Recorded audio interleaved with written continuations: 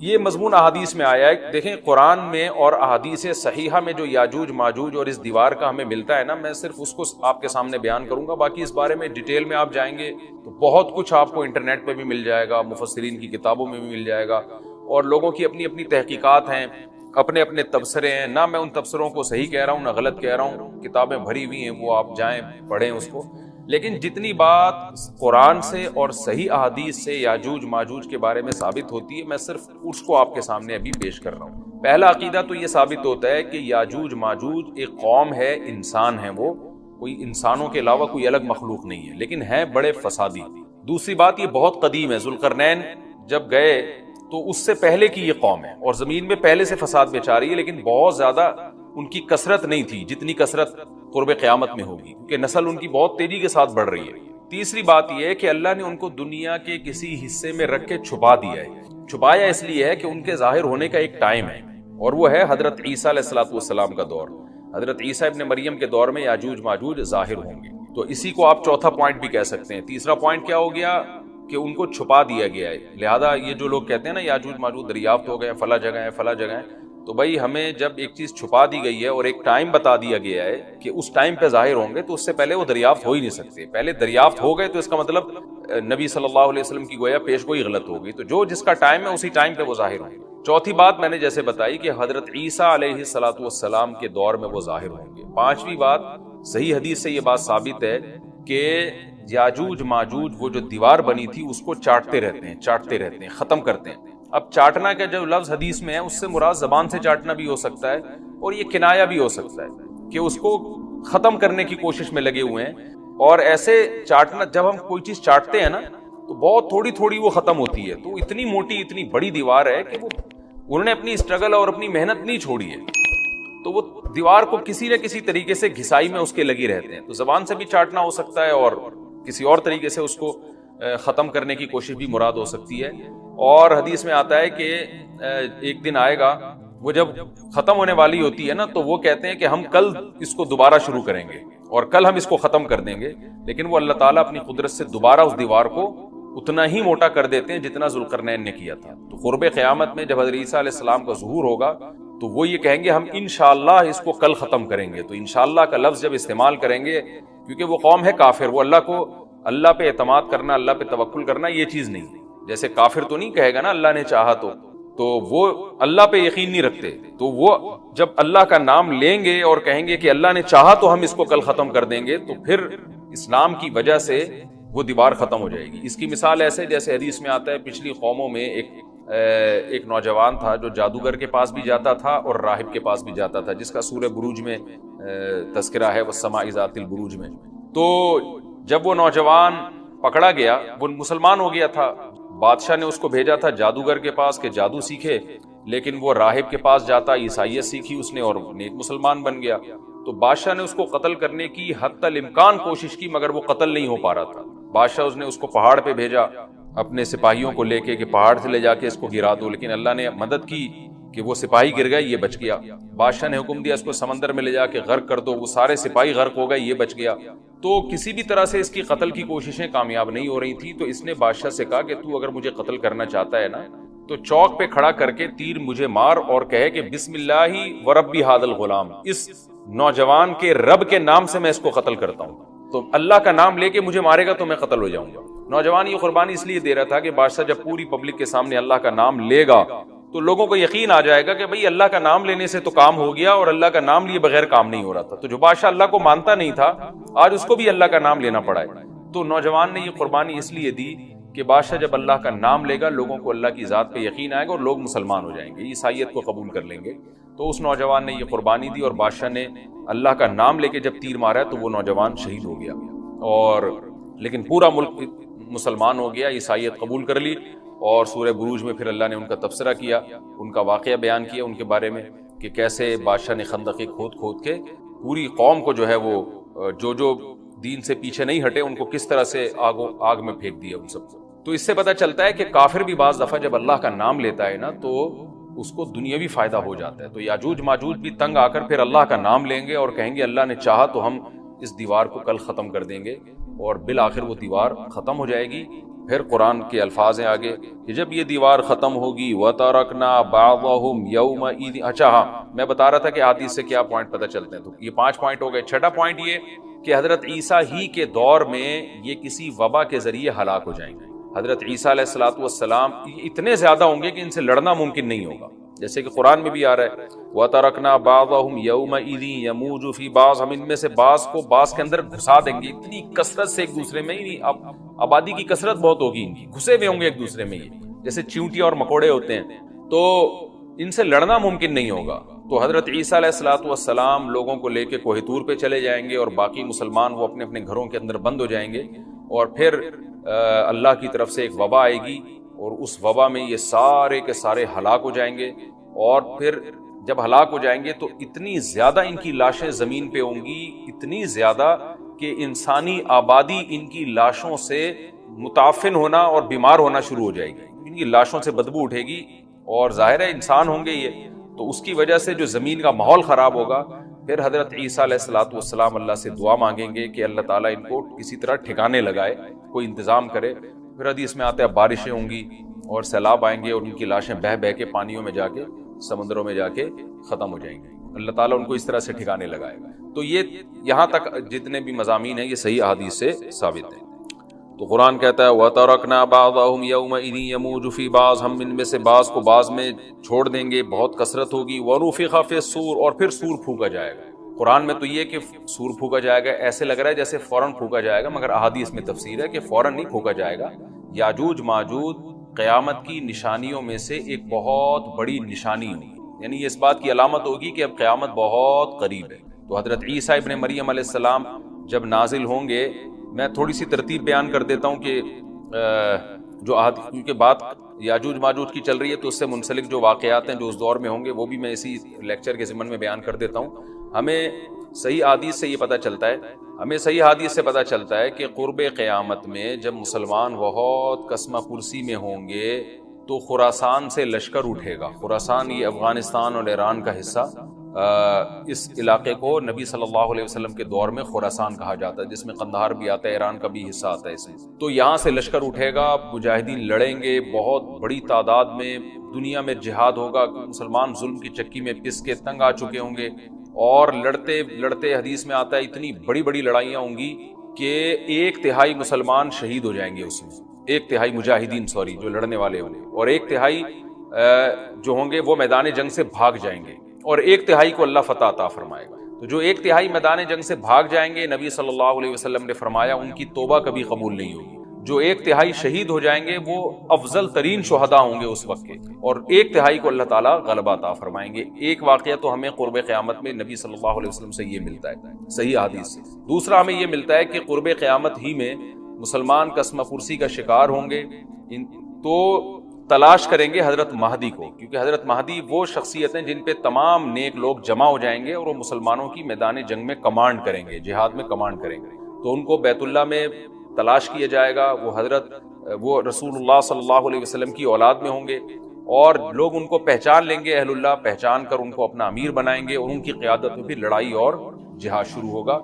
اور یہ لڑائی جب دمشق میں لڑائی ہو رہی ہوگی تو دمشق میں عصر کی نماز کے وقت حضرت مہدی، میں نے جو یہ کہا کہ دمشق میں لڑائی ہو رہی ہوگی، مقصد یہ نہیں ہے کہ دمشق کوئی میدان جنگ بنا ہوا ہوگا، مقصد یہ ہے کہ وہ مجاہدین کا لشکر دمشق میں ہوگا عصر کی نماز کے وقت، لڑائی چاہے کسی اور میدان میں ہو رہی ہو، لیکن حدیث میں ہمیں دمشق کا تذکرہ ملتا ہے۔ تو دمشق میں حضرت شام کا تذکرہ ملتا ہے، اور جو قرائن ہمیں ملتے ہیں وہ دمشق کی ایک خاص مسجد ہے، وہ مسجد حضرت مفتی تقی عثمانی صاحب اور مفتی رفیع عثمانی صاحب نے اس کو ہائی لائٹ بھی کیا، لیکن وہ یقینی نہیں ہے، یہ خوب سمجھے، انہوں نے اس کا بھی تبصرہ کیا کہ اس کے بارے میں کوئی یقین نہیں ہے۔ تو حضرت مہدی عصر کی نماز پڑھا رہے ہوں گے، لوگ امامت میں آپ کے پیچھے کھڑے ہوں گے، یہاں تک کہ مسجد کے مینار پر، آج بھی وہ مینار موجود ہے جس کے بارے میں غالب گمان ہے کہ یہ وہ مینار ہے جہاں حضرت عیسیٰ علیہ السلام نازل ہوں گے، غالب گمان کے درجے میں کہا جا سکتا ہے، ورنہ پھر اسی کے اڑوس پڑوس میں کوئی مسجد ہوگی۔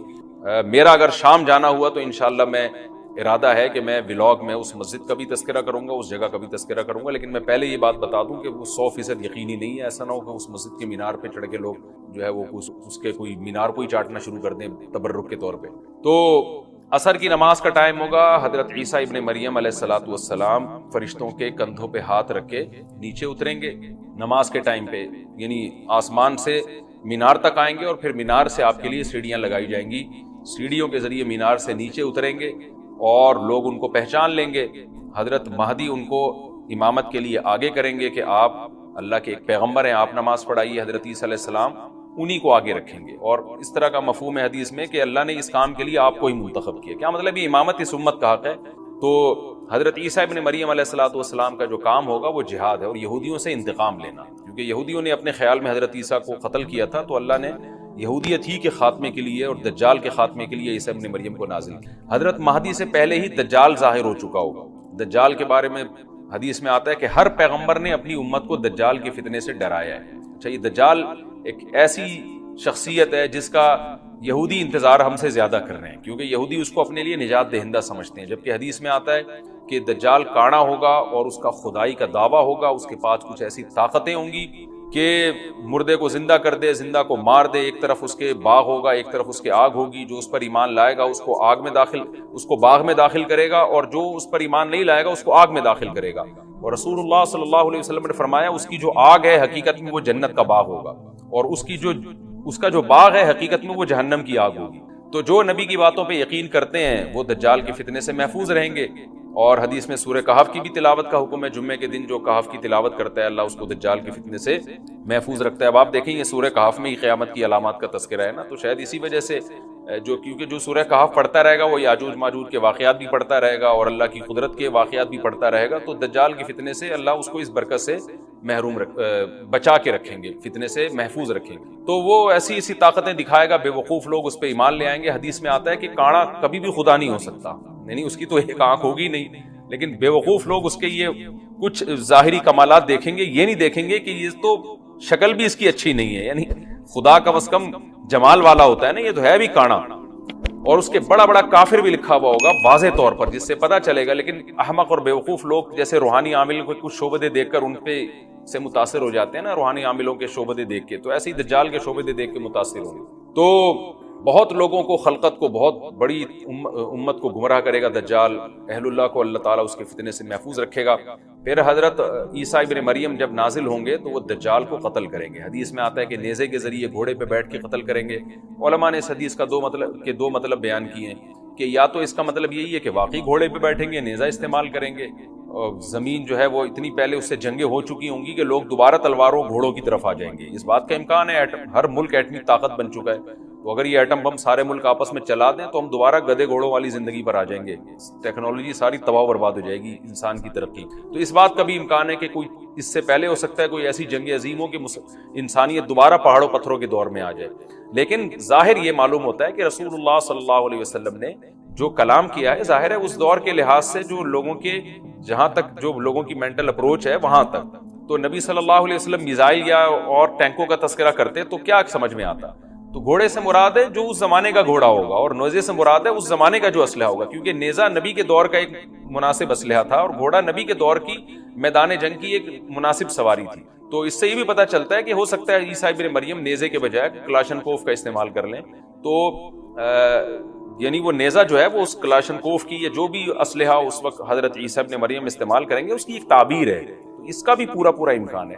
تو ہمیں بہرحال اتنا ایمان ہمارے لیے ضروری ہے کہ دجال کو قتل کرنے والی جو ذات ہے، جو شخصیت ہے، وہ عیسیٰ ابن مریم علیہ الصلوۃ والسلام۔ تو حضرت عیسیٰ کے ذریعے اللہ تعالیٰ دجال کو قتل کریں گے، اور حضرت عیسیٰ کی قیادت میں زبردست جہاد ہوگا۔ حدیث میں آتا ہے کہ عیسیٰ ابن مریم اس دنیا کو امن سے بھر دیں گے، اتنا امن ہو جائے گا اور اتنی مالی فراوانی ہوگی، اتنی مالی، کیونکہ دنیا میں مال بہت ہے، ڈسٹریبیوشن صحیح نہیں ہے، جو تقسیم ہے نا مال کی وہ ظالمانہ ہے، جس کی وجہ سے غریب سے غریب تر ہے، امیر سے امیر تر ہے۔ حضرت عیسیٰ ابن مریم ایسا نظام قائم کریں گے کہ جس سے مال کی صحیح تقسیم، اور لوگ اٹھیں گے زکوٰۃ کا مستحق تلاش کریں گے اور لوگوں کو زکوٰۃ کا مستحق نظر نہیں آئے گا، غریب تلاش کرنا مشکل ہو جائے گا۔ یعنی ایک آدمی حدیث کے مفہوم ہے کہ زکوٰۃ لے کے گھومتا رہے گا اور اس کو کوئی غریب نہیں ملے گا، اتنی مالی فراوانی ہو جائے گی۔ پھر ترمذی کی روایت میں آتا ہے کہ اللہ کی طرف سے برکتیں ایسی نازل ہوں گی کہ بڑے بڑے انار پیدا ہوں گے، بڑے بڑے انگور پیدا ہوں گے، زمین اپنی برکتیں کھول دے گی، اور حضرت عیسیٰ علیہ السلام خنزیر کو بھی دنیا سے ختم کر دیں گے، خنزیر کی نسل کو ختم کر دیا جائے گا، وَيَضَعُ الْجِزْيَةَ، اور جزیہ کا نظام ختم، اما الاسلام و اما السیف، یا تو تلوار یا اسلام، اس کے علاوہ نہیں۔ تو نبی صلی اللہ علیہ وسلم کو اللہ نے جس مقصد کے لیے دنیا میں بھیجا تھا، اس مقصد کی جو تکمیل ہے وہ عیسیٰ ابن مریم کے ذریعے۔ باقی اس میں حکمتیں کیا ہیں، اس پر میرے الگ سے بیانات موجود ہیں کہ اللہ نے حضرت عیسیٰ ابن مریم کا انتخاب کیوں کیا اس کام کی تکمیل کے لیے، اسی امت میں کوئی کیوں منتخب نہیں کر لیا، یا یہ کہ پیغمبر صلی اللہ علیہ وسلم ہی کے ذریعے پوری دنیا میں اسلام کو غالب کر دیا جاتا، اس میں کیا حکمتیں ہیں، اس پر میرے الگ سے بیانات موجود ہیں۔ ابھی تو میں کوشش کرتا ہوں کہ تفسیر سے میں جو ٹو دا پوائنٹ بات ہے اس سے یہاں اس لیکچر میں نہ ہٹوں۔ تو اسی وقت حضرت عیسیٰ ابن مریم اس کو یاجوج ماجوج کو قتل کریں گے اور دنیا انصاف سے بھر جائے گی، اور اللہ تعالیٰ نے جو پیغمبروں کو دنیا میں بھیجا تھا اس کا مقصد کیفیت اور کمیت دونوں لحاظ سے حاصل ہو جائے گا۔ اس کے بعد پھر آہستہ آہستہ دنیا میں زوال شروع ہوگا، اور پھر جب پوری دنیا کے لوگ زوال کا شکار ہوتے ہوتے کفر کی طرف جائیں گے، گناہوں کی طرف، اور حدیث میں آتا ہے جب تک ایک شخص بھی اللہ کا نام لینے والا ہوگا اس دنیا پر قیامت نہیں آئے گی، یہاں تک کہ آخری شخص جب دنیا سے اٹھے گا جو اللہ کا نام لیا کرتا تھا، اس کے بعد اللہ تعالیٰ سور پھونکیں گے، جبریل کو حکم دیں گے سور پھونکنے کا، اور اس دنیا کو تباہ و برباد کر دیا جائے گا۔ تو آگے قرآن کہتا ہے وَنُفِخَ فِي الصُّورِ، اور پھر سور میں پھونکا جائے گا، فَجَمَعْنَاهُمْ جَمْعًا، پھر ہم ان تمام انسانوں کو جمع کر دیں گے، وَعَرَضْنَا جَهَنَّمَ يَوْمَئِذٍ لِّلْكَافِرِينَ عَرْضًا، اور قیامت کے دن ہم جہنم کو یومئذ، جس دن ایسا ہوگا یعنی جس دن سور پھونکا جائے گا، یہ دوسرا سور مراد ہے، للکافرین عرضا، کافروں کے سامنے پیش کر دیں گے، الذین کانت اعینہم فی غطاء عن ذکری، یہ وہ لوگ ہیں جن کی آنکھیں میری یاد سے پردے میں پڑی ہوئی تھی، یعنی میری یاد کی چیزیں ان کو نظر ہی نہیں آتی تھی، غفلت میں پڑی ہوئی تھی جن کی آنکھیں، وکانوا لا یستطیعون سمعا، اور یہ سننے کی صلاحیت بھی نہیں رکھتے تھے، نہ حق بات سنتے تھے نہ حق دیکھتے تھے، بس اپنے خواہشات کی جو چیزیں ہیں وہ ان کو اچھی لگتی تھیں اور وہی ان کو سمجھ میں آتی تھی۔ تو یہ ہمارا رکوع الحمدللہ کمپلیٹ ہو گیا۔ اس رکوع میں ہمیں بہت سارے اسباق ملتے ہیں، میں نمبر وار اس کو مختصراً بیان کر دیتا ہوں۔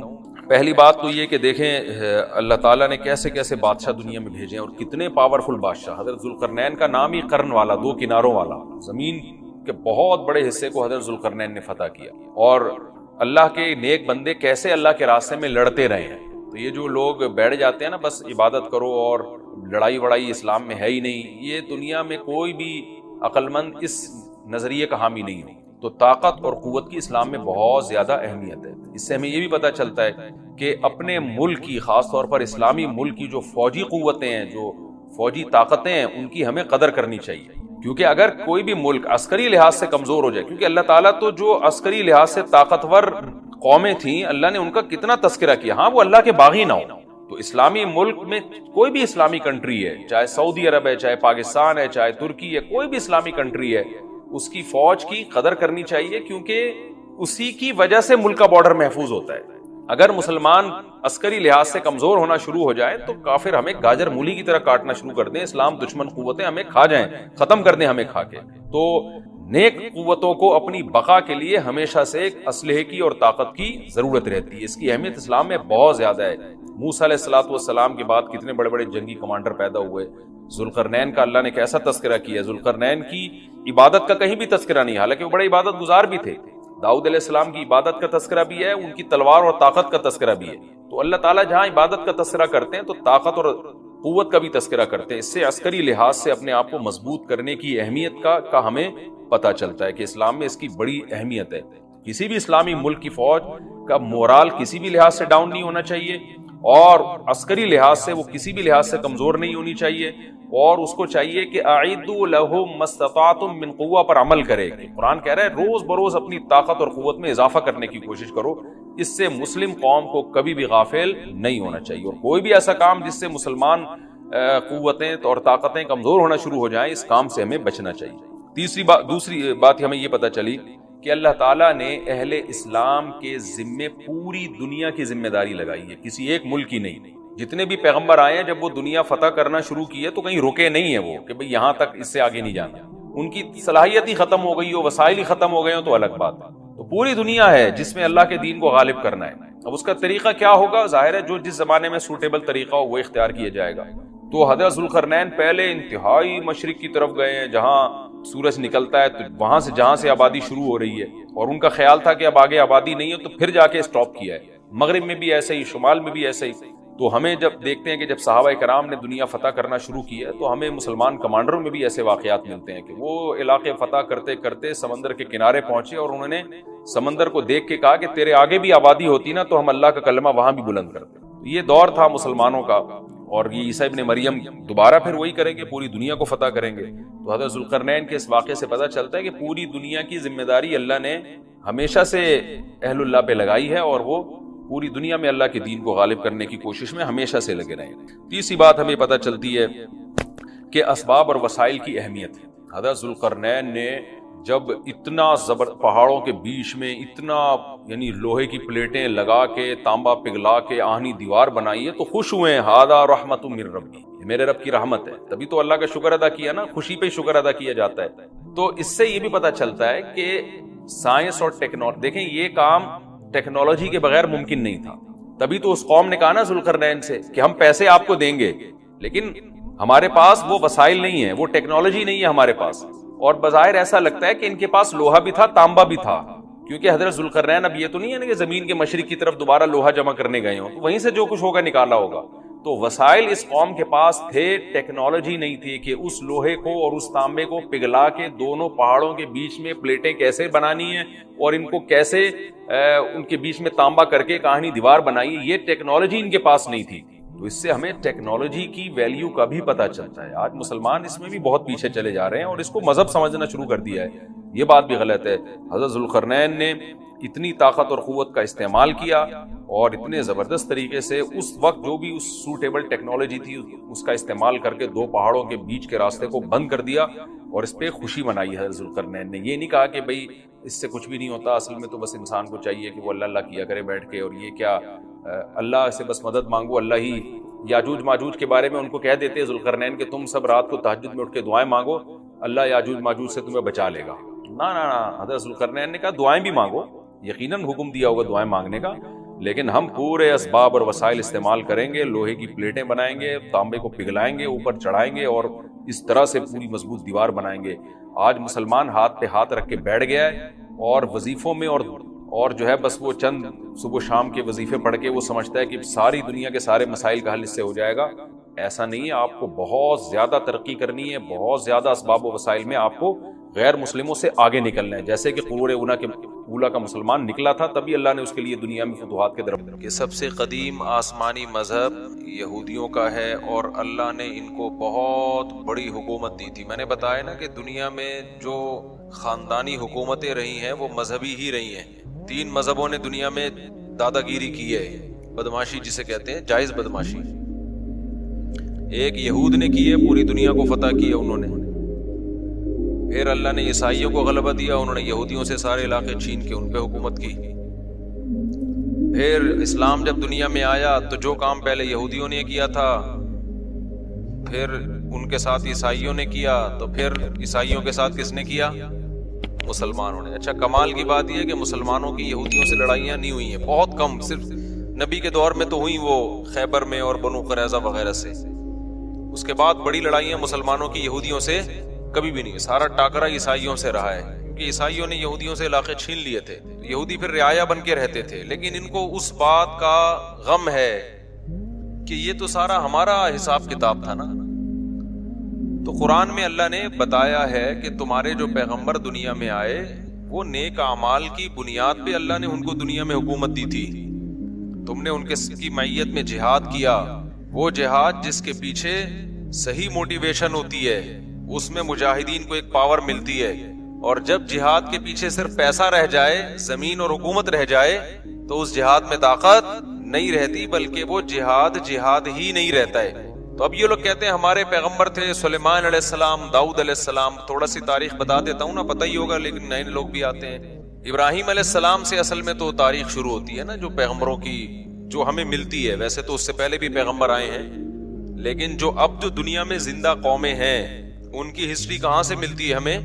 ابراہیم علیہ السلام. اس سے پہلے کی ہمیں ویسے کتابوں میں تو تھوڑا بہت تذکرہ مل جائے گا, من حیث القوم کوئی قوم نہیں ہمیں نظر آتی اب, کیونکہ وہ مذہب سارے یہودیت میں پہلے چلے گئے, اس کے بعد عیسائیت میں, اس کے بعد اسلام.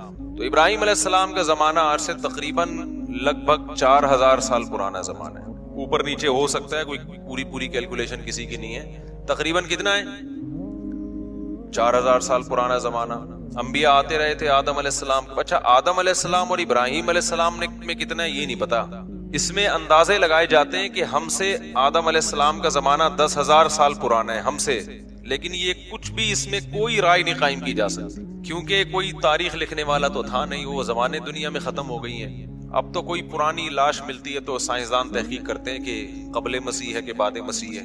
قاف میم لکھا ہوتا ہے نا, اب تو وہ بھی لکھنا چھوڑ دیا لوگوں نے, تو وہ اس سے پہلے کی بڑی بڑی تاریخیں. بہرحال تو ابراہیم علیہ السلام وہ نبی ہیں جن کو اللہ تعالیٰ نے بہت زیادہ نوازا تھا, کیونکہ بت پرست قوم کے خلاف کھڑے ہو گئے تھے.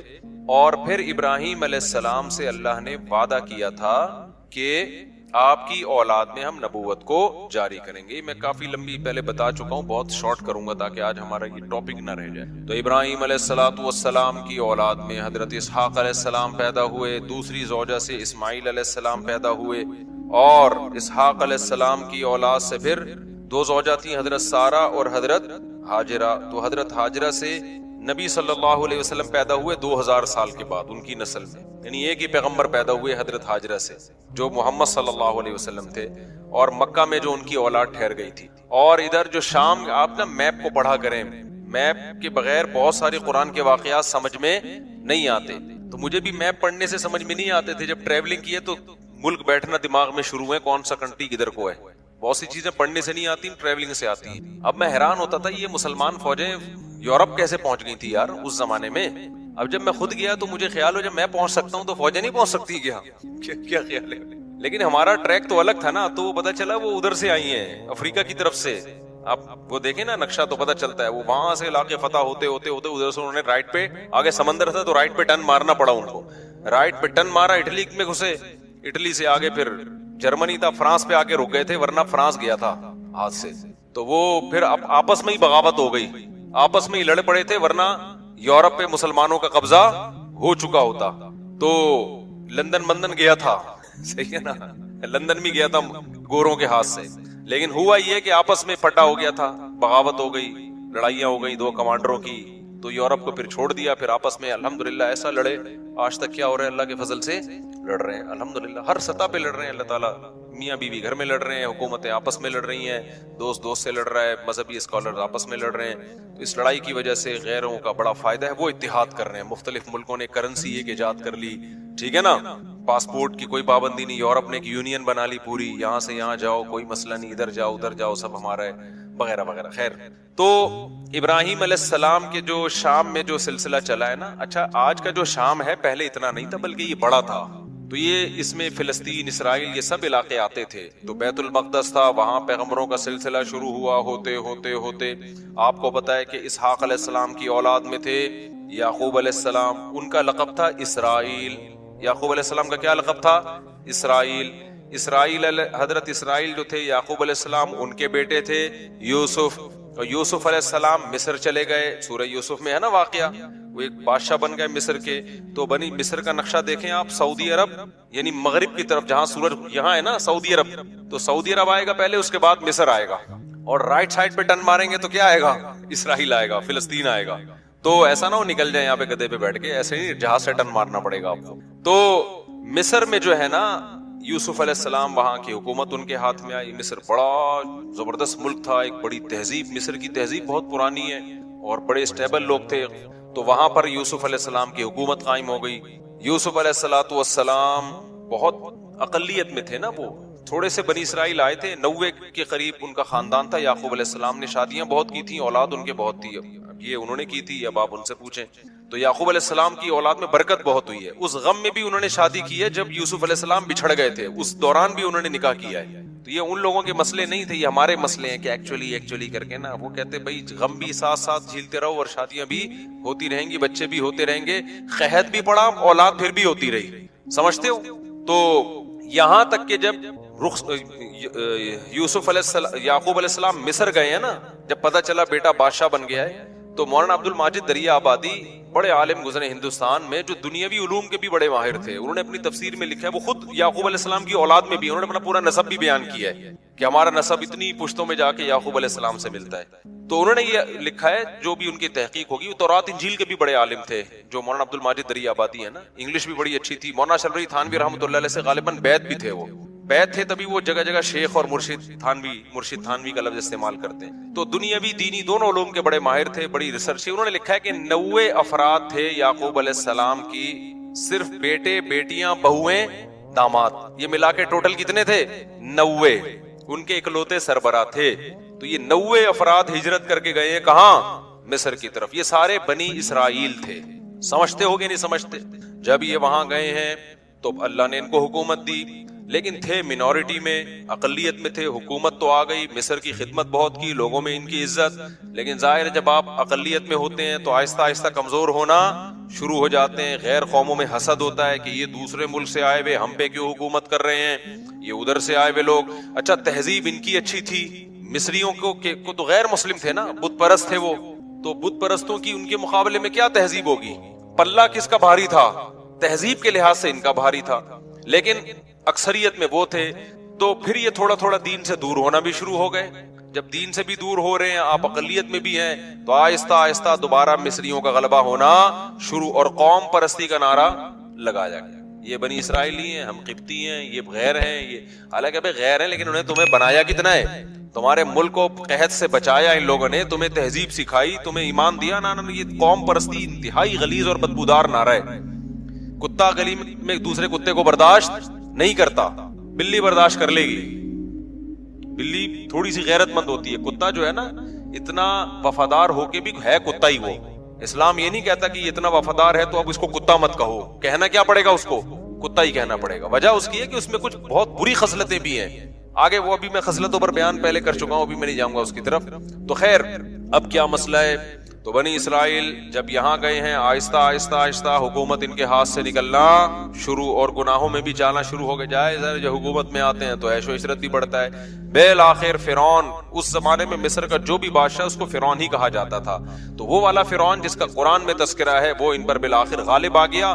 اور وہ ہے ویسے ہی تحریکیں چلنا شروع ہو گئیں جیسے مودی صاحب کی تحریکیں. یہ اقلیت میں ان کو مارو، ان کو پیٹو، ان کو یوں کرو، ان کو یوں کرو، جو ہندوستان میں مسلمان بیچاروں کے ساتھ ہو رہا ہے اس وقت. تو ظلم شروع ہوا فرعون کا، اور قرآن کہتا ہے کہ ایسا سخت ظلم بنی اسرائیل کے اوپر کہ یقتل ابناءہم ویستحیی نساءہم، مردوں کو قتل کر دیا جاتا تھا، عورتوں کو چھوڑ دیا جاتا تھا، تاکہ ہم ان سے اپنی نسل ان سے پیدا ہو ہماری، یا ان کو ہم لونڈی بنائیں، غلام بنائیں. تو فرعون کو کہیں خواب آیا کہ میری، وہ نجومیوں نے نہیں بتایا تھا، نجومی جھوٹ بولتے ہیں، نجومیوں کو کچھ بھی نہیں پتا ہوتا. تو زیادہ راجع بات اس میں یہی کہ خواب آیا تھا فرعون کو، اس کو خواب آیا یا کسی نے ماہرین نے پیش گوئی کی ہوگی کہ لگتا ہے کہ یہ قوم میں لیڈر کی صلاحیت ہے، انہی کا کوئی شخص اٹھ کے تمہارا تختہ الٹے گا، تو تم اتنا ظلم کر رہے ہو نا. تو فرعون نے کیا کیا؟ ظلم کم کرنے کے بجائے بڑھا دیا.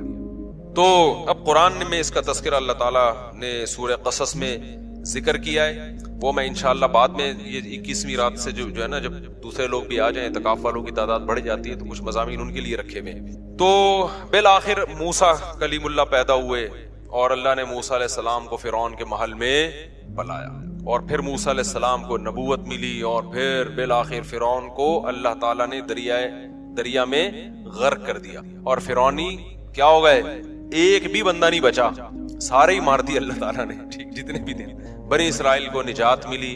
اور قرآن ان کی تعریف کرتا ہے بما صبروا، اس لیے کہ بنی اسرائیل نے موسیٰ کا ساتھ دیا تھا اور صبر کیا تھا انہوں نے، لیکن تھے بہرحال نالائق، صبر بھی کرتے تھے، تکلیفیں بھی دیتے تھے. پھر بنی اسرائیل کو حکم ہوا کہ اب تو تمہارا اصل وطن ہے فلسطین، ارض شام، وہاں تم موسیٰ علیہ السلام کی قیادت میں اب جہاد کرو. یہ تو اللہ نے فرعون کو خود ہی ٹھکانے لگا دیا.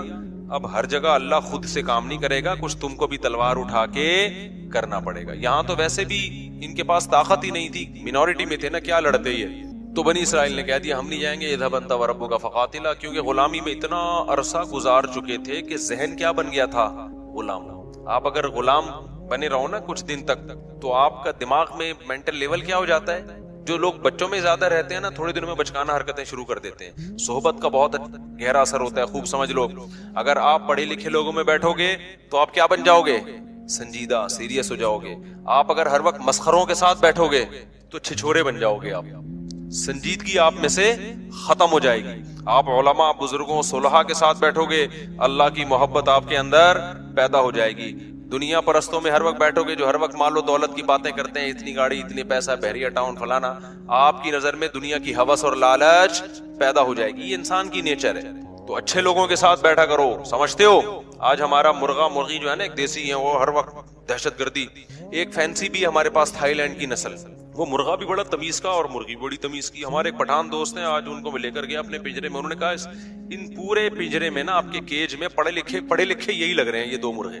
مجھے ان کا تبصرہ بڑا اچھا لگا۔ انہوں نے کہا یہ جو مرغا مرغی ہے نا، اس پورے پنجرے میں مجھے صرف یہ دو پڑھے لکھے لگ رہے ہیں، باقی سارے ان پڑھ اور جاہل۔ وجہ اس کی ہے کہ وہ ہر ایک دوسرے کو جب کوئی موقع ملے، وہ کوئی نیا بندہ آئے اس کو چھیڑ رہا ہے۔ وہ کہا پڑھے لکھے صرف یہ لگ رہے ہیں۔ میں نے کہا یہ پٹ رہے ہیں سب سے زیادہ یہاں پہ۔ اچھا خیر، تو میں نے کہا یہ پڑھے لکھے ہیں، یہ بھی ان کے ساتھ رہ کے ان پڑھ نہ بن جائیں۔ تو اب مسئلہ کیا ہے؟ تو اللہ تعالیٰ نے بنی اسرائیل کو حکم دیا، بنی اسرائیل نے جہاد نہیں کیا، اللہ کو غضب آیا اور موسیٰ علیہ السلام نے بددعا بھی کی، اور اللہ نے کہا یہ زمین ان پر حرام ہے۔ 40 سال تک وادی تیہ میں اسی طرح سے یہ تڑپتے رہیں گے۔ 40 سال تک وہیں موسیٰ علیہ السلام کا انتقال بھی ہو گیا، اور وہ 40 سال تک وادی تیہ میں بہکتے رہے۔ پھر اس کے بعد نئے پیغمبر آئے، اور پھر اس کے بعد نئے پیغمبر کی معیت میں انہوں نے جہاد کی۔ جب انہوں نے جہاد کیا تو قرآن نے اس کا بھی واقعہ اللہ تعالیٰ نے قرآن میں بیان کیا ہے سورہ بقرہ میں۔ تو جب ان کا جہاد ہوا ہے نا، تو ان کی فوج، ان کے جو کمانڈر تھے ان کا نام تھا طالوت۔ وہ پیغمبر ہی نے ان کو بنایا تھا کمانڈر، وقت کے نبی نے، لیکن وہ غریب تھے۔ بنی اسرائیل نے اس پہ بھی اعتراض کیا، غریب آدمی ہمارا امیر کیوں بن رہا ہے؟ تو ان کو بتایا گیا بھائی اس کے پاس نالج زیادہ ہے اور صحت اچھی ہے۔ کمانڈر کے لیے پیسہ ہونا ضروری نہیں ہے، نالج، جنگ لڑنے کا تجربہ زیادہ ہو۔ دیکھو اللہ تعالیٰ دنیا کو اسباب سے چلاتے ہیں۔ علماء نے بیان کیا ہے جنگ کے کمانڈر بنانے کے لیے یا ملک کا صدر وزیر اعظم بنانے کے لیے دو بندے ہیں آپ کے پاس، ایک بہت نیک ہے، نالج اور تجربہ نہیں ہے اور اس کو پتا نہیں ہے کیا کرنا ہے، اور ایک برا ہے لیکن اس کے پاس ایکسپیرینس ہے، صلاحیت ہے، تو برے کو بنایا جائے گا، نیک کو نہیں بنایا جائے گا۔ بات نہیں آ رہی سمجھ میں؟ جب میں یہ بات لوگوں کو بتاتا ہوں، لوگ کہتے ہیں یار یہ کیا بات ہے، تقوی کی تو بڑی اہمیت ہے۔ میں ان سے کہتا ہوں مجھے ایک بات بتاؤ، آپ جب گھر میں ڈرائیور رکھتے ہو گاڑی چلوانے کے لیے، ایک بندہ ہے تہجد گزار ہے، تبلیغ سے حضرت جیسے 4 مہینے لگا رہے ہیں، ماشاءاللہ کتنے وقت کے لیے نکلے ہوئے ہیں حضرت آپ؟ سالانہ چلہ، ماشاءاللہ ماشاءاللہ۔ تو وہ بھی سالانہ چلے کے لیے نکلا ہوا تھا، ابھی تازہ چلہ لگا کر آئے، لیکن وہ گاڑی چلانی نہیں آتی۔ دوسرا گٹکا بھی کھاتا ہے، پان بھی کھاتا ہے، چرس بھی پیتا ہے، لیکن گاڑی چلانا اس کو آتی ہے۔ تیسرا کوئی آپشن آپ کے پاس نہیں ہے، تو ڈرائیور کس کو بناؤ گے آپ؟ نیک کو تھوڑی بناؤ گے، بولو گے بھائی تو بہت نیک ہے لیکن جو کام تجھے دیا جا رہا ہے تجھ میں اس کی صلاحیت نہیں ہے۔ ہاں نیک ہونا، دونوں ڈرائیور اگر ڈرائیور ہیں پھر جو نیک ہے اس کو ترجیح دی جائے گی۔ پھر دیکھا جائے گا یار اس کا 4 مہینے لگے ہوئے، اس کے نہیں لگے، تو میں کم از کم اگر کسی کو ڈرائیور رکھوں گا تو میں 4 مہینے والے کو ترجیح دوں گا، یار یہ ڈرائیور بھی ہے اور نیک بھی لگ رہا ہے، یہ ذکر اذکار کرے گا فارغ وقت میں، گانے نہیں سنے گا گاڑی میں بیٹھ کے، چرس نہیں پیے گا۔ سمجھتے ہو کہ نہیں سمجھتے؟ تو ہمیشہ کام اس کے سپرد کیا جاتا ہے جو کام کا اہل ہو۔ یہ نبی کی بھی سنت ہے، صحابہ کی بھی سنت ہے، پیغمبروں کی بھی سنت ہے۔ تو پیغمبر نے طالوت کو امیر بنا دیا اور کہا کہ اللہ کے حکم پہ بنا رہا ہوں۔ لوگوں نے کہا یہ تو پیسے ہی نہیں ہے ان کے پاس، غریب آدمی۔ تو پیغمبر نے کہا اس کی غربت کو مت دیکھو، اس کی صحت بھی ہے، لڑائی کے لیے کیا چاہیے؟ صحت چاہیے۔ کمانڈر ہونے کے لیے جگرا چاہیے، صحت، کانفیڈنس، دل مضبوط، اور دوسرا علم ہے، اس کے پاس نالج ہے، نقشوں کا پتہ ہے، کدھر سے جانا ہے، کدھر سے ٹرن مارنا ہے، دشمن کے حملے کیا ہوتے ہیں ان کی چالوں کو سمجھتا ہے یہ، لہذا یہ طالوت کیا بنے گا؟ یہ تمہارا کمانڈر بنے گا۔ سمجھتے ہو کہ نہیں سمجھتے ہو؟ تو طالوت کو بنا دیا گیا، بولو کمانڈر۔ اسی طالوت کی فوج میں حضرت داؤد تھے جو ابھی تک پیغمبر نہیں بنے تھے، بنی اسرائیل کی ایک عام فرد تھے اور حضرت یعقوب علیہ السلام کی اولاد میں تھے، ظاہر ہے بنی اسرائیل میں سے تھے۔ اب کیا ہوا ہے کہ جب یہ لشکر گیا ہے لڑنے کے لیے تو یہ بہت تھوڑے تھے اور دشمن بہت زیادہ، تو اللہ نے ان کو امتحان میں ڈالا، کیونکہ اسباب کی دنیا میں بڑا مشکل تھا، تو اللہ چاہتے تھے اسباب تو ہے نہیں تو تقویٰ تو ہونا کم از کم، اسباب بھی نہیں ہے تقویٰ بھی نہیں ہے تو پھر کس چیز کی فتح ملے گی بھائی، اللہ کی مدد کیوں آئے گی؟ افغانستان میں طالبان نے امریکہ کو بھگا دیا نا، تو اسباب تو نہیں تھے، لیکن اس اسباب کی تلافی کس چیز نے کی ہے؟ اللہ کے خوف نے، آخرت کی لالچ نے۔ تو دونوں ہی چیزیں نہ ہوتی تو پھر پلڑا کس کا غالب تھا؟ اللہ کہتا ہے وہ بھی ایسے ہی تم بھی ویسے ہی، تو پاور تو اس کے پاس ہے، تو تمہیں کس بات کی میں فتح عطا کروں؟ سمجھتا نہیں ہے نا بات کو؟ تو دونوں ہی چیزیں اگر مارکیٹ سے شارٹ ہوں تو پھر میرے بھائی گھر پہ آرام سے بیٹھ کے اللہ اللہ کرنا چاہیے، بڑے بڑے کاموں کا نہیں سوچنا چاہیے۔ تو خیر اب کیا تھا، اللہ میاں نے ان کو آزمایا کہ ان کا تقویٰ چیک کرنا ہے، تو پیغمبر نے ان کو بتا دیا، طالوت کو بتا دیا، اور طالوت نے پھر لوگوں کو بتا دیا کہ بھئی دیکھو یہ پانی آئے گا، نہر آئے گی، شدید پیاس لگے گی، لیکن اس نہر سے پانی پینا نہیں ہے، برداشت کرنا ہے اللہ کے لیے۔ جس نے پانی پی لیا تو اس کا مجھ سے کوئی تعلق نہیں ہے، جو پانی نہیں پئیں گے وہ میرے ہیں۔ یہ بڑی آزمائش تھی۔ قرآن کہتا ہے بنی اسرائیل میں اکثر نے پانی پی لیا، اکثر نے کیا کر لیا؟ پانی پی، گناہ کیا، اللہ کی نافرمانی کی، اس کا نتیجہ یہ نکلا آخر جو دشمن جو تھا نا اس کے کمانڈر کا نام تھا جالوت، وہ بڑا پاورفل آدمی، اس کے پاس بڑی فوج تھی۔ تو اس گناہ کی نحوست یہ ہوئی کہ جن نے پانی پیا انہوں نے کہہ دیا کہ ہم میں اس سے لڑنے کی طاقت نہیں، ہمارے حوصلے پس بھائی یہ بہت بڑی جماعت ہے، ہم نہیں لڑ سکتے، نکلو بھاگو۔ اس سے کیا پتا چلتا ہے؟ جہاد میں، جنگ میں گناہ جو ہے نا، اللہ کی نافرمانی، اس کی نحوست پڑتی ہے۔ صرف جہاد میں نہیں، جو بھی بڑے کام ہے نا، حوصلے والے کام، وہ حوصلے والے کام گناہگار لوگ نہیں کر پاتے، وہ پرہیزگار لوگ کر پاتے ہیں۔ خدا کا خوف ہوتا ہے نا، گناہ سے بچتا ہے، اس کی ایک الگ سے موٹیویشن ملتی ہے انسان کو، حوصلہ ملتا ہے اللہ کی طرف سے۔ گناہگار لوگوں کے حوصلے کیا ہوتے ہیں؟ بس وہ مشکل موقعوں پہ پتلی گلی سے بول لیا کرو نا زبان سے، یار نکل جاتے ہیں، جب مشکل موقع آئیں گے نا نکل لے گا پتلی گلی سے۔ تو انہوں نے بھی یہی کیا۔ اب اور مشکل ہو گئی، جنہوں نے پانی نہیں پیا تھا وہ کیا تھے؟ بہت تھوڑے، وہ اور تھوڑے رہ گئے، ان کے تو حوصلے پست ہو گئے۔ لا طاقت لنا اليوم بجالوت وجنودی، ہم میں جالوت اور اس کے لشکر سے لڑنے کی پاور نہیں ہے۔ اب ہونا کیا چاہیے تھا کہ جو تھوڑے سے رہ گئے تھے وہ اپنے کمانڈر طالوت سے جا کے کہتے کہ حضرت ہم تو پورے لشکر کو دیکھ کے آئے تھے کہ یہ سب لوگ ہمارے ساتھ ہیں، جب آدھے سے زیادہ لوگوں نے حوصلے پست ہو گئے ہیں تو کائنڈلی اب ہمارا لڑنا بنتا نہیں، اب ہمیں بھی یہ مروائیں گے، لہذا اب ہم اکٹھے کیا کرتے ہیں، یہاں سے واپس چلتے ہیں، عزت اسی میں۔ لیکن نہیں، انہوں نے گناہ کیا تھا نا، اس کی نحوست، انہوں نے نیکی کی تھی، پیاس کے باوجود پانی نہیں پیا۔ یہ تعویل نہیں کی کہ یار پانی پیئیں گے تو لڑیں گے نا، نہیں بھائی، جب اللہ نے کہہ دیا پیاسے لڑو تو بس اللہ فتح دے گا اسی میں۔ تو تقویٰ تھا تو اس کی برکت ان کے حوصلے پست ہونے کے بجائے بڑھ گئے، انہوں نے کہا تھوڑے سے ہیں، لڑیں گے انشاءاللہ۔ اور پھر کہنے لگے جو نہیں لڑنا چاہ رہے تھے، پست ہو گئے تھے ان کے حوصلے، ان کو بھی حوصلہ دلانے لگے۔ کم من فئۃ قلیلۃ غلبت فئۃ کثیرۃ باذن اللہ، بھائی تاریخ اٹھا کے دیکھو کتنی مرتبہ ایسے ہوا ہے، بہت تھوڑی تھوڑی جماعتوں کو اللہ نے بڑی بڑی جماعتوں پہ غلبہ دیا ہے، اور اللہ صبر کرنے والوں کے ساتھ ہے۔ ان کمبختوں کی سمجھ میں آیا نہیں آیا، اس سے تاریخ کیا ہے؟ خاموش۔ پھر قرآن کہتا ہے جب مقابلہ شروع ہوا ہے نا تو اتنا بڑا لشکر اور ادھر تھوڑے سے لوگ جو اور تھوڑے سے ہو گئے تھے، ان کو اندازہ ہو گیا کہ اسباب کی دنیا میں ہم میں اس لشکر سے لڑنے کی طاقت نہیں ہے، اب اللہ ہی مدد کرے گا۔ تو کیا دعا مانگ رہے ہیں؟ دعا بڑی خاندانی ہے، مجھے بڑا مزہ آتا ہے یہ دعا میں، بڑی خاندانی دعا۔ دیکھو وہ یہ دعا بھی مانگ سکتے تھے، ربنا اجعلنا صابرا، اے اللہ ہمیں صابرین، ہمیں کیا بنا دے؟ صابر بنا دے، ہمیں فتح دے دے، یہ بھی کہہ سکتے تھے نا، ہمیں اس لشکر پہ کیا دے دے؟ فتح دے دے، ہمیں صبر کرنے والا بنا، بھاگنے سے بچا۔ نا نا نا نا، ان کو پتا تھا صبر سے کام نہیں چلے گا۔ ربنا افرغ علینا صبرا، اے اللہ صبر کی بالٹیاں انڈیل دے ہمارے اوپر، تھوڑا صبر نہیں چاہیے ہمیں، بہت بڑا لشکر ہے، ہمارے قدم کیا ہوں گے؟ اکھڑیں گے آسمان سے نا، افراغ کہتے ہیں، جیسے بالٹی میں پانی ہو نا، وہ آپ نے خالی کر دی، یوں کر کے انڈیل دیا تو وہ کیا ہو گئی؟ خالی ہو گئی، پوری بالٹی آپ نے انڈیل دی۔ افرغ علینا صبرن، یہ بلاغت ہے، صبر کی کوئی بالٹیاں تھوڑی اوپر سے نازل ہوں گی، سمجھانے کے لیے کہ ایسے صبر دے جیسے صبر کی ہمارے اوپر بالٹیوں کی پورے نہا جائیں ہم صبر کے اندر۔ اتنا طاقتور صبر چاہیے اس لشکر سے لڑنے کے لیے ہمارے اندر، جب تک تو ایسا صبر نہیں دے گا ہم نہیں لڑ سکتے، تو ہمیں ایسا صبر چاہیے۔ تو نیت بھی کر رہے تھے نا لڑیں گے ہم، افرغ علینا صبرا وثبت اقدامنا، اور ہمارے قدموں کو جما دے، پیچھے نہ ہٹے ہم، وانصرنا علی القوم الکافرین، اور ان کافروں پر ہماری مدد کر۔ پہلے صبر مانگا ہے، پھر کیا مانگی ہے؟ مدد کی۔ ہمارے جو کرنے کا کام ہے نا، اے اللہ پہلے وہ تو ہو جائے۔ ہم جو اللہ سے مدد مانگ رہے ہوتے ہیں کہ اے اللہ میں بھاگ جاؤں پھر بھی کیا ہو ہماری مدد، نہیں ہے بات سمجھ میں؟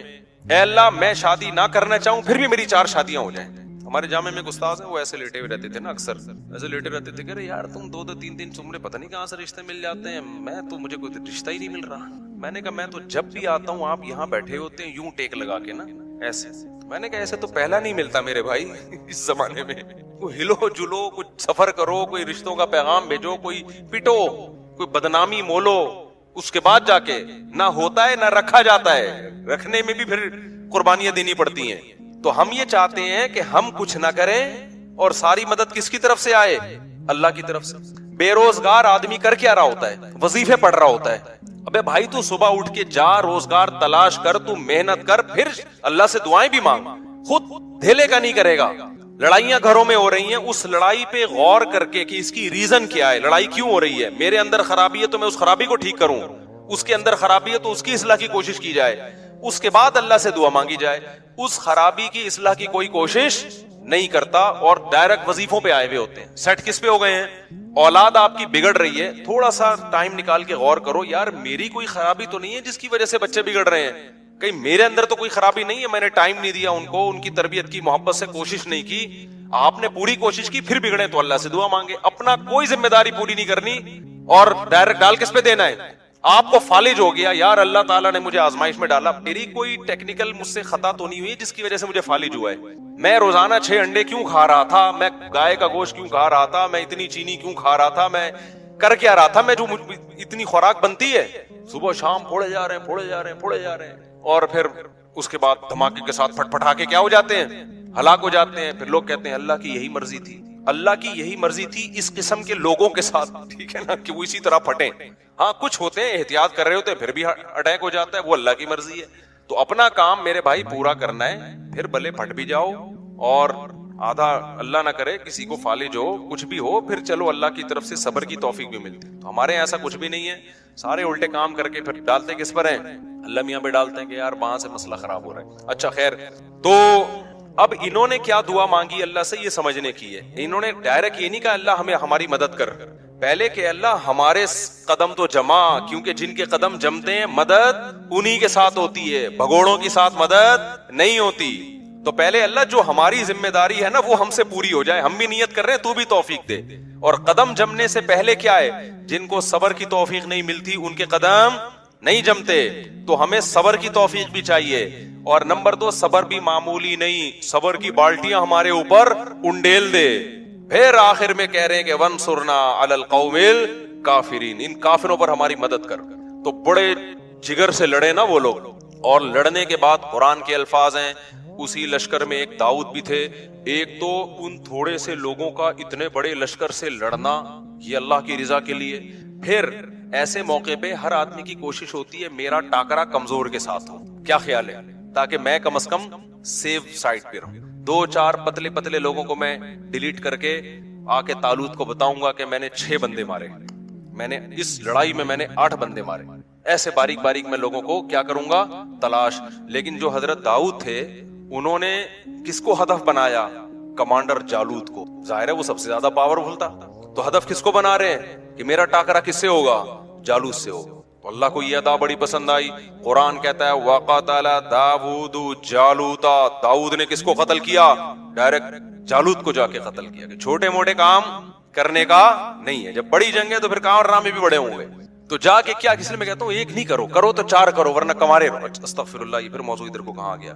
اچھا خیر، تو کچھ کر کے جاؤ نا دنیا میں، پتا تو چلے کچھ الٹا کر کے گیا ہے، سیدھا کر کے گیا ہے، کیا کر کے گیا ہے۔ لوگ باتیں، غیبت بھی ہوگی، برائیاں بھی ہوں گی، پٹو گے بھی، لیکن بدنام جو ہوں گے تو کیا نام نہ ہوگا؟ کیا خیال ہے بھائی؟ ایسے ہی تو یہ تو سب ایک ایک کر کے جا رہے ہیں دنیا سے۔ اچھا استغفر اللہ، حقوق بھی ہے اس پہ، پھر میں کبھی اس وقت بیان کروں گا انشاءاللہ۔ تو قتل داؤد جالوتا، قرآن کیا کہتا ہے؟ داؤد علیہ السلام نے کیا کیا؟ ڈائریکٹ ہدف کس کو بنایا ہے؟ جالوت، مار دیا اس کو۔ اللہ کو یہ ادا پسند آئی، فآتاہ اللہ الحکمہ، اللہ نے آپ کو حکمت بھی دی, نبوت بھی عطا کر دی, وعلمہ مما یشاء, اور جو کچھ اللہ نے چاہا آپ کو سکھایا. اب اس واقعے کے بعد بنی اسرائیل کے کمانڈر کون بن گئے؟ ظاہر ہے پیغمبر نے بھی دیکھا نا بھائی یہ ہیں اصل کم. پہلے یہ میرٹ کی بیس پہ سلیکشن ہو رہی ہے. کس کی بیس پہ ہو رہی ہے؟ بولو نا. کوٹا سسٹم نہیں تھا بنی اسرائیل میں اس زمانے میں کہ ہمیں کمانڈر بنانے کے لیے بنی اسرائیل کے وہ کتنے تھے ان کی جماعتیں؟ 12 قبیلے تھے نا. تو 12 قبیلوں میں ہر قبیلے کے اتنے کوٹے ہیں, اتنے لوگ ہوں گے. اب چونکہ اس قبیلے کا بن چکا ہے تو اگلا اس قبیلے کا. یہ کوٹا سسٹم بنی اسرائیل میں نہیں تھا. ان میں کیا تھا؟ میرٹ کی بیس پہ, صلاحیت کی بیس پہ. دیکھا بھائی داؤد میں سب سے بہتر صلاحیت ہے, تو اب بنی اسرائیل کے چیف آف آرمی سٹاف کون ہوگا؟ آرمی چیف کون ہوگا؟ داؤد ہوں گے. داؤد علیہ السلام نے جو پہلی دفعہ اتنی قربانی دی تھی تو اللہ کے خوف سے دی تھی نا, تو ان میں اللہ کا خوف بھی تھا, تقوی پہلے سے موجود تھا. تو بالآخر بنی اسرائیل کے بادشاہ کون بن گئے؟ بولو نا, تمہارے چپ کیوں بیٹھے ہوئے ہو؟ داؤد علیہ السلام بن گئے. داؤد علیہ السلام نے خلافت سنبھالتے ہی کام کیا شروع کیا؟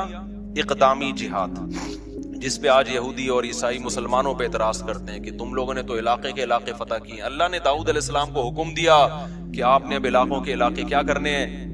تلوار کی زور سے فتح کرنے, وہاں پر اللہ کا حکم نافذ کرنا ہے. کسی کو تلوار کی طاقت سے یہودی یا مسلمان نہیں بنانا آپ نے. ہاں, حکم کس کا نافذ کرنا ہے؟ اللہ کا. داؤد علیہ السلام نے جہاد شروع کیا. بڑی ٹینشن یہ تھی کہ بڑی بڑی جماعتوں سے, بڑے بڑے قبیلوں سے مقابلہ ہوتا تھا, تیر بھی لگتے تھے, تلواریں بھی چلتی تھی, زخمی بہت ہوتے تھے. اللہ نے داؤد علیہ السلام کے ذریعے بنی اسرائیل کی حکومت قائم کرنی تھی دنیا میں. اللہ نے داؤد علیہ السلام کو معجزے دینا شروع کر دی. سب سے پہلا معجزہ, آپ کے ہاتھ میں لوہا پگھلا دیا اللہ تعالیٰ. جس طرح سے چاہیں لوہے کو کیا کر لیں؟ موڑ لیں.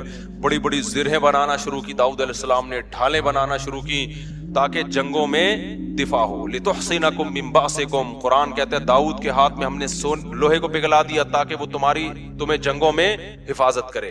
تو پھر داؤد علیہ السلام کو اللہ نے دولت بھی بہت دی. جب دولت بہت دی تو پھر شادیاں بھی انہوں نے بہت کی. وہ ہماری طرح نہیں تھے کہ ایک بیوی ایک بچے. جب وسائل ہے تو بھئی حلال کیا ہے, تو بہت ساری شادیاں کی. تورات اور انجیل میں ہمیں ملتا ہے کہ بہت ساری بیویاں تھی داؤد علیہ السلام کی, معذرت کے ساتھ. سمجھتے ہو, انہوں نے معذرت کے ساتھ نہیں کی, یہ میں آپ سے معذرت کر رہا ہوں کہ میں بیان کیوں کر رہا ہوں. تو داؤد علیہ السلام کو اللہ نے پرندوں کی بولیاں بھی سکھائیں. داؤد علیہ السلام کے معجزوں میں جیسے یوسف علیہ السلام کا معجزہ تھا خوبصورت چہرہ, حسن اللہ نے دیا, تو داؤد علیہ السلام کا معجزہ کیا تھا؟ بولو نا, خوبصورت آواز.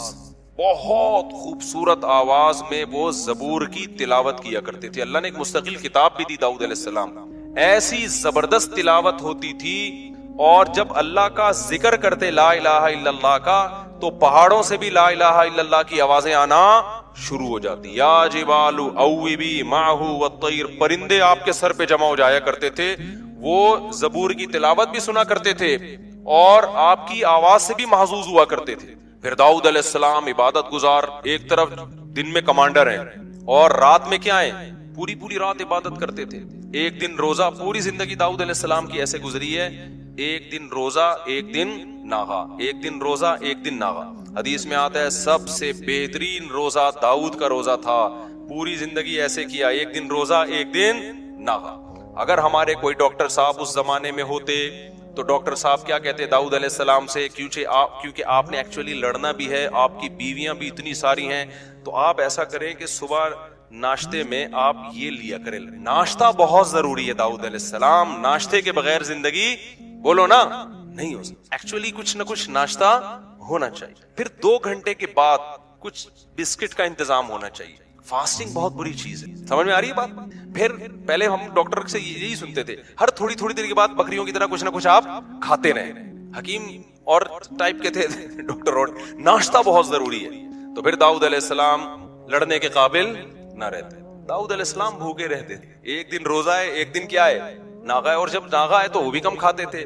اس سے پتہ چلتا ہے بھائی کم کھانے والا زیادہ بیویاں بھی رکھ سکتا ہے اور میدان جہاد میں علاقے بھی فتح کر سکتا ہے. اور جو صبح و شام برگر پھوڑ رہا ہے نا, پیزا برگر پھوڑ رہا ہے, اور یہ جو کچھ ہم کھا رہے ہیں آج کل, تو یہ برگر تو بن سکتا ہے گول, یہ گول گپے کی دکان بھی کھول سکتا ہے, یہ کسی کی آنکھوں میں آنکھیں ڈال کے بات نہیں کر سکتا. تو چھوڑ دو یہ جو چیزیں تم کھا رہے ہو نا, بھوکا رہنا سیکھو. خیر آگے اللہ تعالیٰ فرماتے ہیں کہ داؤد علیہ السلام کی جب حکومت قائم ہوئی ہے تو ان کے بڑے معجزے اللہ نے ذکر کیے. تو داؤد علیہ السلام کو اللہ نے بیٹے دیے سلیمان. تو یہاں پر وہ سلیمان علیہ السلام کا واقعہ ہے. اب میں وہ واقعہ جلدی سے سنا دیتا ہوں, یہ تمہیز ضروری تھی ورنہ سلیمان علیہ السلام نئے لوگوں کی سمجھ میں نہیں آتے. تو اللہ تعالیٰ فرماتے ہیں ہم نے داؤد اور سلیمان کو علم دیا. وَوَارِثَ سُلَيْمَانُ داؤد, سلیمان وارث بنے داؤد کے.